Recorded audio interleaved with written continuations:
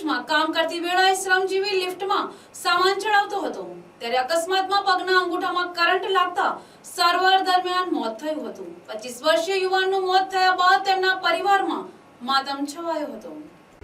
નવસારીમાં ભાનુનગરમાં આવેલ ગાંધી કોલેજમાં કામ કરતી વેળાએ શ્રમજીવી લિફ્ટમાં સામાન ચડાવતો હતો ત્યારે અકસ્માતમાં પગના અંગૂઠામાં કરંટ લાગતા સારવાર દરમિયાન મોત થયું હતું।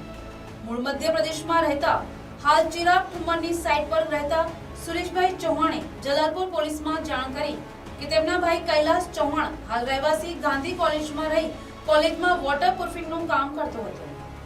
તેઓ શનિવારે બપોરે ચોથા માળે વોટરપ્રૂફિંગનું કામ કરવા લિફ્ટમાં સામાન ચડાવતો હતો ત્યારે લિફ્ટમાં બેઠો ત્યારે પગના અંગૂઠાના ભાગે ઇલેક્ટ્રિક કરંટ લાગતા નીચે પડી ગયો હતો જેની જાણ થતા સારવાર માટે નવસારી સિવિલ હોસ્પિટલમાં લઈ ગયા હતા ત્યારે ફરજ પરના તબીબે કૈલાસ ચૌહાણને મૃત જાહેર કર્યો હતો।